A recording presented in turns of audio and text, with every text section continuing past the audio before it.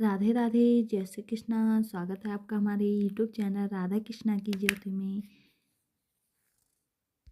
वसंत की उमंग, शुरू का आनंद। चलिए जानते हैं श्रीमद् भगवद गीता में भगवान श्री कृष्ण ने वसंत ऋतु के बारे में क्या कहा है। श्रीमद् भगवद गीता में भगवान श्री कृष्ण ने कहा है, ऋतुओं में मैं वसंत हूँ, इसलिए वसंत को ऋतुराज यानी ऋतुओं ऋतुओं का राज कहा जाता है। वास्तव में वसंत में जो उमंग उत्साह होता है उसमें केवल मनुष्य ही नहीं गाता बल्कि पूरी प्रकृति गाती है। वसंत में उमंग है तो संगीत में रंजकता है, आनंद है। इसीलिए वसंत के दौरान हम कलाकार राग वसंत और बहार गाते हैं।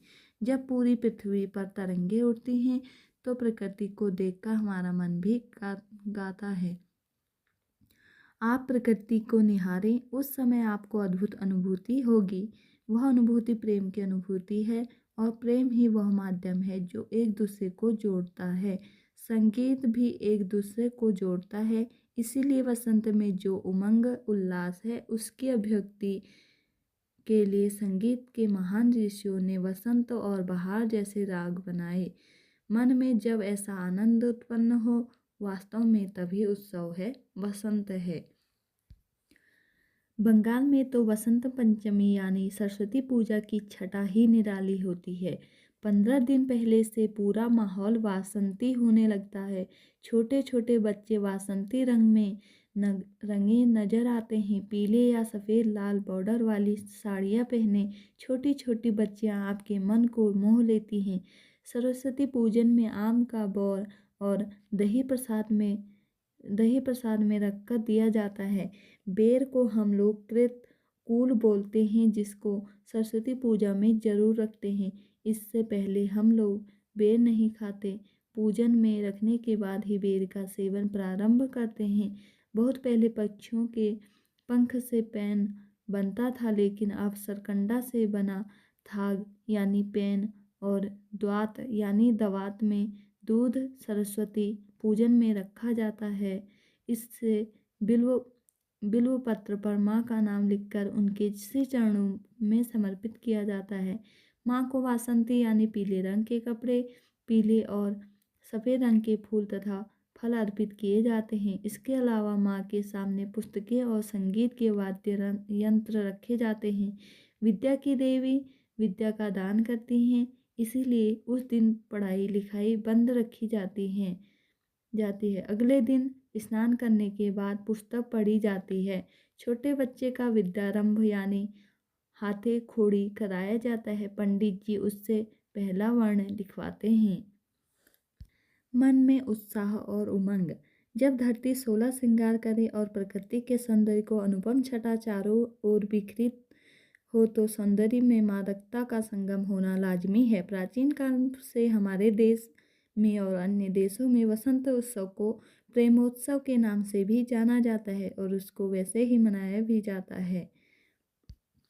फाल्गुन और चैत मास वसंत ऋतु के माने जाते हैं। वसंत ऋतु के आगमन से सर्दी कम हो जाती है और मौसम सुहावना हो जाता है।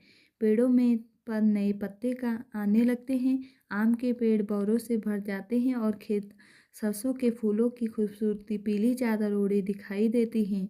लेकिन अगर आपको वसंत ऋतु का सबसे अच्छा मनभावन दृश्य देखना है तो रेल यात्रा पर निकल जाइए। खिड़की के बाहर दोनों तरफ जो प्राकृतिक सौंदर्य देखने को मिलता है उस खूबसूरती का वर्णन शब्दों में नहीं किया जा सकता। प्रकृति की निराली छटा दिलों को मदमस्त कर देने वाली होती है। पीली सरसों के अनंत खेत अत्यंत खूबसूरत लगते हैं और इस कदर मन को भाते हैं कि इच्छा होती है यहीं कहीं बस जाएं और यह ऋतु कभी भी खत्म न हो। वसंत ऋतु में प्रकृति बोध के साथ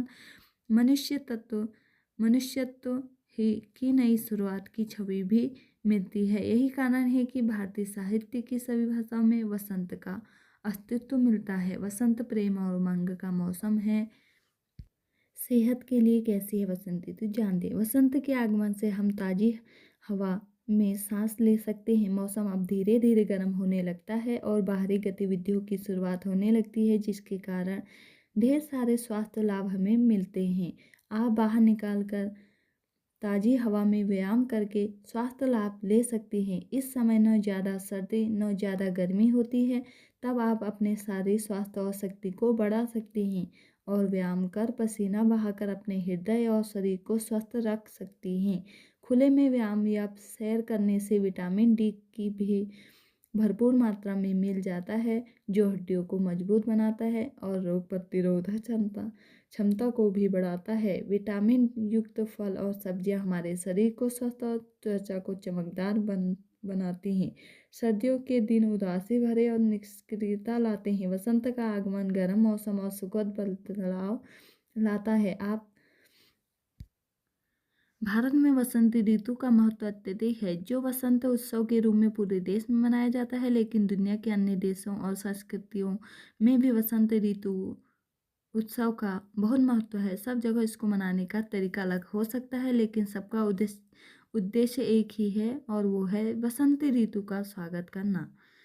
यूँ तो वसंत महज एक मौसम है, लेकिन एक नई शुरुआत का भी प्रतीक है।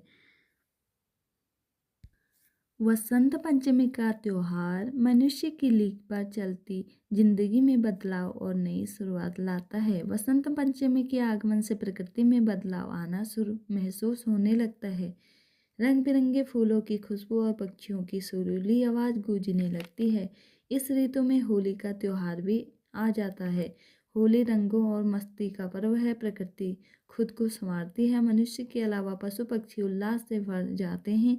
सभी प्राणी नई ऊर्जा से ओतप्रोत हो जाते हैं। शरद ऋतु में भी मंद पड़े समस्त पेड़ पौधे फूल और मनुष्य में जैसी नई जान आ जाती है। धरती किसी दुल्हन या अपने पिया के लिए सजी संवरी स्त्री की तरह इठलाती हुई खूबसूरत दिखाई देने लगती है। सब पुराने पत्ते झड़ जाते हैं। प्रकृति नया श्रृंगार करती है। टेसू के फूल इस कदर खिलते हैं जैसे किसी सुंदर स्त्री के दिलों में भावनाओं के अंगारे दहक उठते हों। खेतों में सरसों का सोना चमकने लगता है, मानो किसी खूबसूरत स्त्री के मुख से तेज चमकता हो, और गेहूं की बालियां ऐसे लहराती हैं जैसे किसी युवती की लचीली कमर।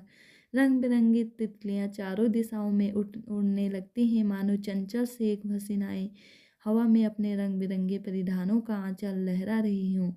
प्रकृति में चारों तरफ बिखरे नए नए गुलाबी रंगों के पल्लव मन को मुग्ध करते हैं, बिल्कुल वैसे जैसे कोई सजी संवरी सुंदर स्त्री हो। ये थी कुछ जानकारियाँ वसंत ऋतु आने से हमारे प्रकृति में क्या क्या बदलाव होता है। वीडियो कैसी लगी ज़रूर बताइएगा। वीडियो को लाइक करें, शेयर करें, कमेंट करें और चैनल को सब्सक्राइब जरूर करें। जय श्री कृष्णा, राधे राधे। वसंत पंचमी की हार्दिक शुभकामनाएं आप सभी को। राधे राधे।